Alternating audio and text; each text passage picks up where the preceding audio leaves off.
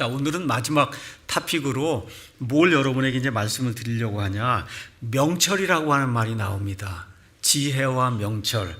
제가 뭐 다 읽지 않겠지만, 지혜와 명철. 여러분, 명철은 영어로 understanding이라고 되어 있어요. understanding. 지혜는 wisdom, 명철은 understanding. 그러니까 지혜가 있는 사람이 돼야 되고, 이해력이 있는 사람, 깨달을 수 있는 그런 사람. 그렇죠?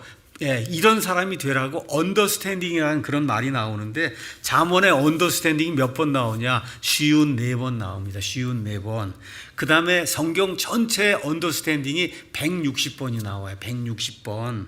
자, 언더스탠딩은 뭘 하는 거냐 하면, 우리가 어떤 지식을 이제 습득을 했잖아요. 그 습득한 지식을 지혜롭게 적용하는 것을 언더스탠딩이라 그렇게 이야기한 거예요.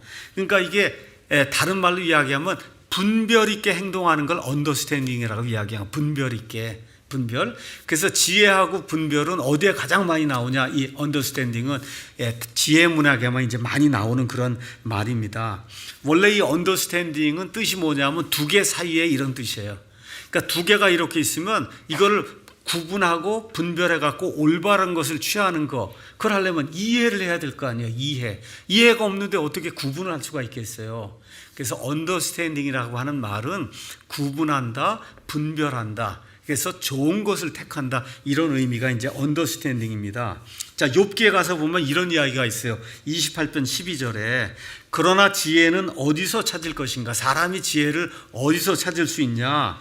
명철이 있는 곳은 어디냐? 지금 욥이 탄식을 하는 거예요. 이 세상에 이런 걸 찾아보려고 해도 찾을 수가 없다는 거예요. 근데 28장 28절에서 가서 보니까 이런 말씀이 있어요. 또 사람에게 이르시기를 보라, 주를 두려워하는 것, 그것이 지혜요. 아, 지혜는 주님을 두려워하는 거구나. 그 다음에 악에서 떠나는 것이 명철이다. 여러분, 여기 선이 있고 여기 악이 있으면 이걸 분별을 해갖고, 그래서 악을 버리고 선을 취하는 게 그게 언더스탠딩이라는 거예요. 이해하시겠죠? 언더스탠드. 이걸 이해를 해야지, 그래야 분별할 수 있잖아요. 그러니까 주님을 두려워하는 게 근본적인 예술이에요. 인생의 예술은 하나님을 알고 하나님을 두려워하는 거예요. 이런 사람이 언더스탠딩을 가질 수 있다. 선과 악이 이렇게 있으면 어떤 게 옳고 그른가를 분별해 갖고 악을 갖다 버리고 선을 택하면 그 사람은 언더스탠딩이 있는 사람이라는 거예요. 이해하시겠죠? 그게 지혜 문학에서 나오는 언더스탠딩이다. 그러니까 그러면 명철은 그러면 어떻게 얻을 수 있냐? 하나님의 말씀을 연구해야만 명철을 얻을 수 있는 거예요.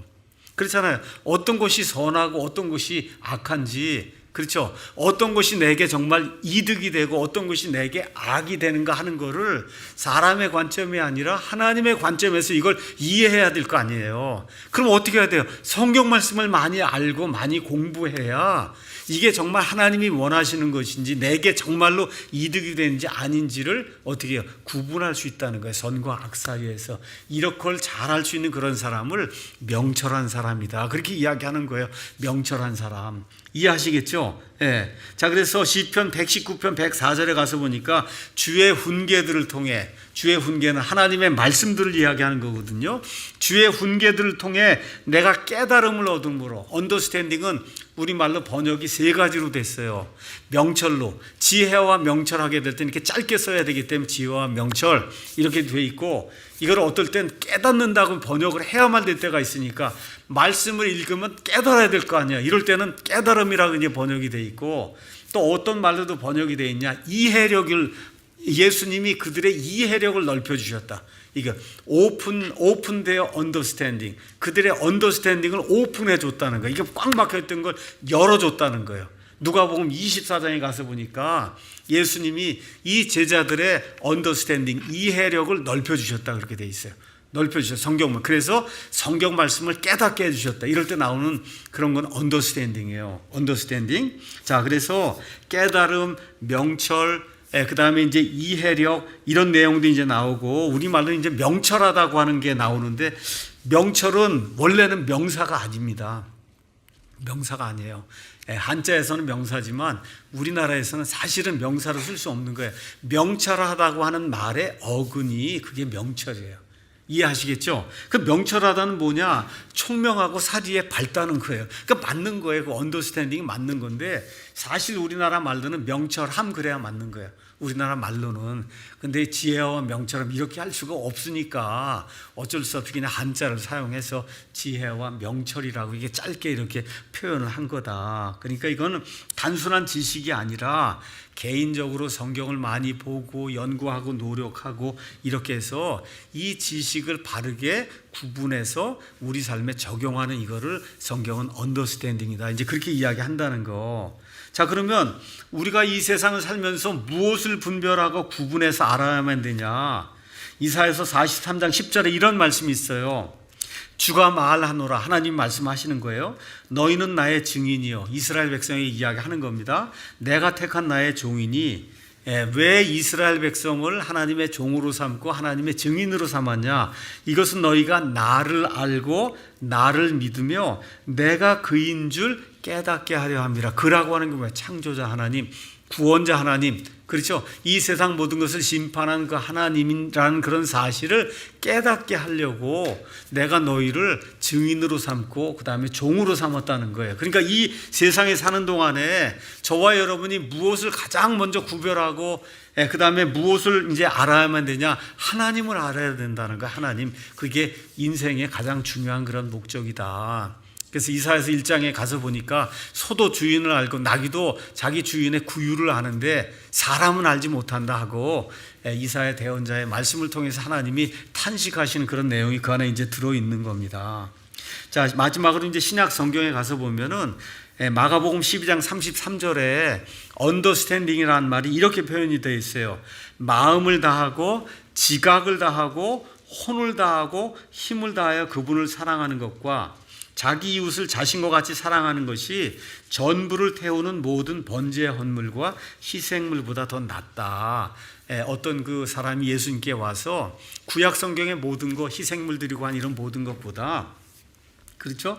하나님을 지각을 가지고 열심을 가지고 혼을 다하고 다해서 하나님을 사랑하는 게 더 중요하다 이렇게 나오는 거예요. 그러니까 이런 데도 지각을 다하고 이게 한다는 거 뭐예요? 저와 여러분이 정말 성경 말씀을 통해서 하나님이 누구신가를 정확하게 알고 그렇죠? 이렇게 해서 힘을 다해서 하나님을 사랑을 해야 된다. 이런 말씀이 이제 나오는 거예요. 그러니까 언더스탠딩이 명철도 있고 깨달음도 있고 지각도 있고 그다음에 이해력도 있고 이렇게 이제 몇 가지 말로 우리 말로는 그렇게 번역할 수밖에 없어요. 근데 원래 영어도 마찬가지예요. 히브리 말, 그리스 말이 다른 거를 영어로 받을 때 하나의 언더스탠딩으로 받았기 때문에 그래서 이 다른 말들을 결국 이 번역되는 말로 번역할 때는 이런 식으로 맞게 우리가 번역을 우리가 이제 해줘야 되는 거거든요. 그래서 이런 것들 기억하면서 이제 우리가 한 20번, 오늘 이제 한 번 했으니까 한 19번 정도 지혜 문학, 지혜와 명철에 대한 걸 이제 공부를 할 거예요. 잠언이 이제 그 얘기를 하는 거니까 이런 거 할 때 지혜, 명철 이런 얘기가 나오면 지혜는 인생의 예술, 인생을 살아가는 예술을 이야기하는 거고 그 다음에 이 언더스탠딩은 우리가 가지고 있는 여러 가지 하나님의 말씀에 대한 그런 지식을 잘 사용해서 옳고 그른 거를 구분하고 우리에게 이익이 되는 것과 해악이 되는 것을 구분하고 이렇게 해서 우리 삶을 지혜롭게 살기 위해 하나님이 주시는 이와 같은 어떤 프로퍼티, 물성, 성질이다 이렇게 저와 여러분이 생각을 하면 좋을 것 같습니다. 그래서 오늘 첫 번째 시간은 이 솔로몬의 잠언 이제 소개하고 잠언을 읽을 때 우리가 조심해야 될 거 여러분에게 이제 말씀을 드렸고 잠언의 내용, 구조, 그 다음에 중요한 말들 이런 거 다 설명을 했습니다. 그래서 다음 시간부터는 잠언에 나와 있는 이런 내용을 여기 맥스 앤더스 목사님이 이렇게 만들어 놓은 메인 아이디어로 푸는 잠언 여기에는 원래 30번으로 돼 있어요. 그 30번을 다 할 수는 없고 이걸 좀 축약을 해서 한 15번에서 19번 정도 이렇게 이제 하면은 잠언이 이야기하려고 하는 인생의 예술이 뭔가 이런 걸 우리가 이제 알 수 있지 않겠는가, 조금이라도 저와 여러분에게 도움이 되지 않겠는가 이런 생각을 해봅니다. 다음 시간에 다시 또 여러분과 함께 말씀을 나누도록 그렇게 하겠습니다.